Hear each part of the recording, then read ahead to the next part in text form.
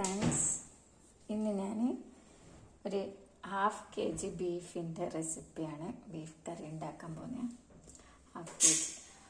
അപ്പോൾ ഒരു 3 മീഡിയം ഉള്ളി, പിന്നെ 2 തക്കാളി, പിന്നെ ഇഞ്ചി വെളുത്തുള്ളി, പിന്നെ കുരുമുളക് ഇടുന്നതുകൊണ്ട് പച്ചമുളക് ഉപയോഗിക്കില്ല. ഇഞ്ചി വെളുത്തുള്ളി അതെൻ്റെ കുട്ടിക്ക് എരിവ് അധികം കഴിക്കില്ല, അതുകൊണ്ട്. പിന്നെ ആവശ്യത്തിന് മല്ലിയില. ഉള്ളി നന്നായി വഴറ്റുക.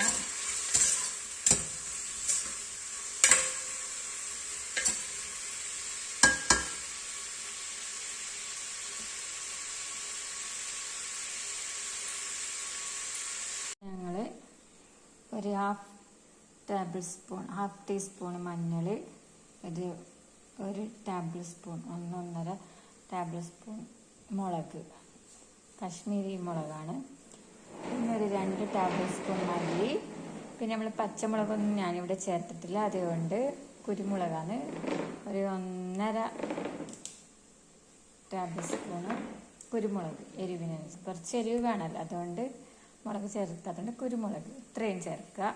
ഉള്ളിയൊക്കെ ഏകദേശം വാടി, അപ്പം ഞാനിതിലേക്ക് ഐറ്റംസ് ചേർക്കുകയാണ്. അതിനുശേഷം നന്നായി വഴറ്റിക്കൊടുക്കുക.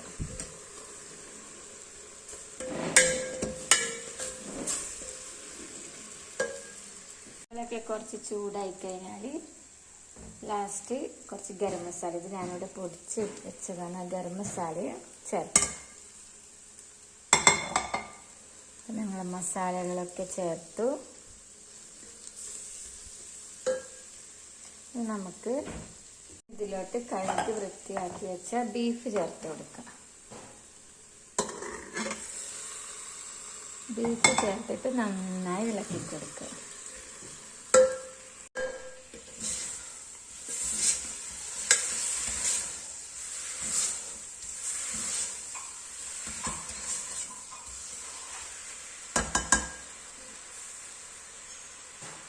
ബീഫ് നന്നായി മസാലയും നന്നായി മിക്സായി. അതിനുശേഷം കുറച്ച് മല്ലിയില. ബീഫ് കറിയിലധികം കറിവേപ്പില ഇടുക, മല്ലിയില ഇടുക. നമ്മളെ കയ്യിൽ പുതിനയില ഉണ്ടെങ്കിൽ ഇടാൻ നല്ല ടേസ്റ്റ് ആയിരിക്കും. ഇത്രയും ചേർത്ത് വെള്ളമൊന്നും ചേർക്കാതെ വേണം നമ്മൾ ബീഫ് കറി ഉണ്ടാക്കാൻ. നല്ല റോസ്റ്റായിട്ട് കിട്ടും. നന്നായിട്ട് അടച്ചു വെച്ച് നന്നായി ഒരു 8 വിസിലിന് വേവണം. നല്ല സോഫ്റ്റ് ബീഫ് നമുക്ക് കഴിക്കാൻ പറ്റും. ഓക്കെ, അപ്പോൾ ട്രൈ ചെയ്യുക, ലൈക്ക് ചെയ്യുക, ഷെയർ ചെയ്യുക, സബ്സ്ക്രൈബ് ചെയ്യുക.